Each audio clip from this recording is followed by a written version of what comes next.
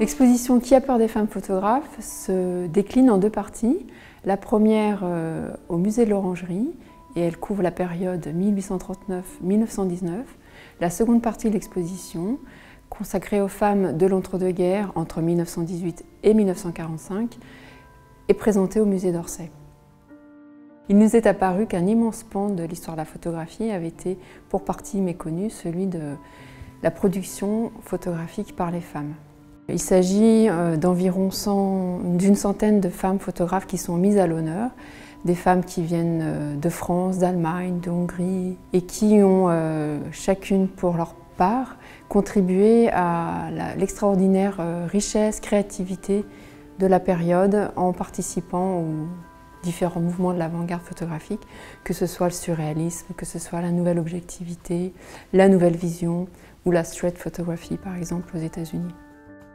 Bien évidemment, il y avait un certain nombre de photographes qui nous semblaient indispensables de présenter, des grands noms qui ont déjà été mis à l'honneur, exposés aussi bien en France qu'aux États-Unis en particulier ou en Allemagne.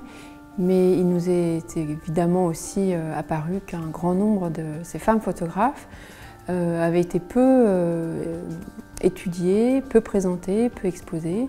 Et c'est le cas dans cette partie avec, par exemple, quelques tirages extraordinaires d'Elisabeth Haase, qui était une photographe basée à Francfort, ou de Madame Yevonde, anglaise très excentrique, qui découvre la couleur et en particulier le procédé Vivex au tout début des années 1930.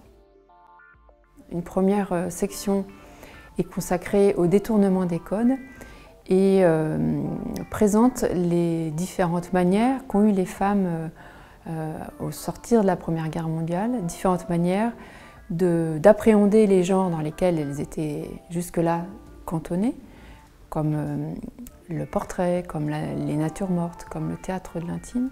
Deuxième partie de l'exposition, l'autoportrait.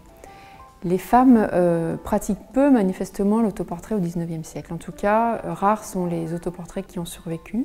En revanche, l'entre-deux-guerres est une période extraordinaire où foisonne cette pratique, où à l'instar des hommes, les femmes pratiquent l'autoportrait, mais on peut y voir quelque chose de différent. Ce n'est pas seulement un exercice stylistique et expérimental ou formel, ce n'est pas seulement le moyen d'explorer l'utilisation du miroir ou de l'optique ou de l'appareil, c'est aussi un outil d'exploration de sa propre identité.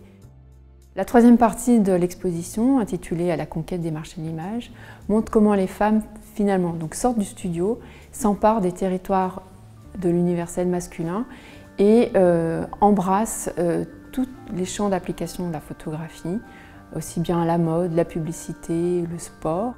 En quelque sorte, c'est aussi probablement un regard moderne qui se pose sur l'histoire de la photographie, puisque très clairement, c'est un regard engagé, c'est un regard qui s'appuie aussi sur les différentes recherches qui ont été menées depuis une quarantaine d'années en France comme à l'étranger et qui mobilise aussi tout l'apport des sciences sociales, des sciences humaines et également des études sur le genre qui sont aujourd'hui absolument nécessaires pour nous permettre de comprendre la société et en particulier la place des hommes, la place des femmes et la manière dont on construit socialement les identités de chacun.